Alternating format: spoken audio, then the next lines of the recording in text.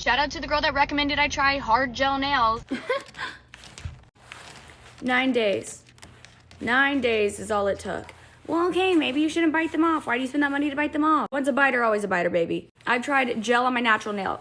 I just want to rip that off. Gel X, they pop off. Press-ons, don't even get me started. Those pop right off. I will be going back to my S&S dip with a tip added. And I know a lot of people are against that, but when I have those on, no matter where I go or who I go to, do I bite them? Yeah, but I don't bite them until after they're ready to come off. They at least last me 4 weeks. And I know the shape I get of them is like really pisses people off online. It's not the most aesthetically pleasing look, but I told y'all if they're short, that's why I was nervous about these short. I do it without even noticing. I do it when I'm anxious. I do it. And if it's even a smidge of like a soggy like these, after I was cleaning all day, I was like washing and I guess they got flimsy. And then I was watching my show and I did it to one and then I just did it to the rest. If it's pointy, if it's square and has like an edge to it, I literally am not doing it on purpose, you guys. There's nothing that can make me stop from doing it. And since they are so expensive, especially here in Nashville, everything's over $100. I was open to try it. Like I literally am always open. That's why I've tried different types. But what works for me is the S&S. And I really was so,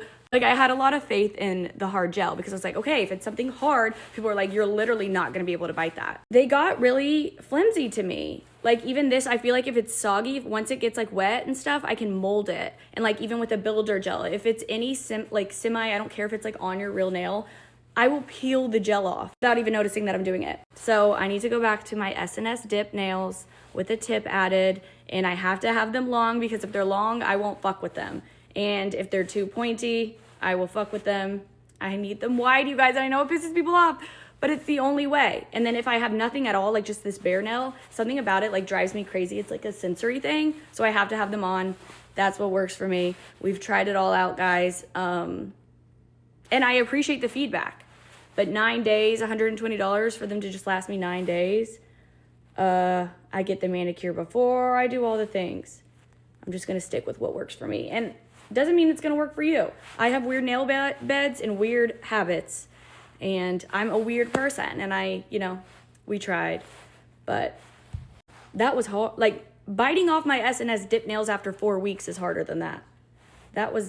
Somebody said, baby, it wasn't a challenge. And I was like, I wasn't trying to do it. But I never even get tempted to do it until they're like grown out to here when I have my other ones. So at least, ew.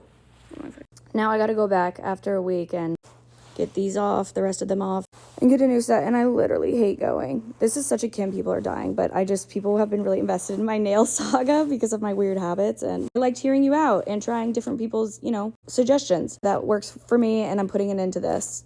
I'm not trying anything else. I've done it all.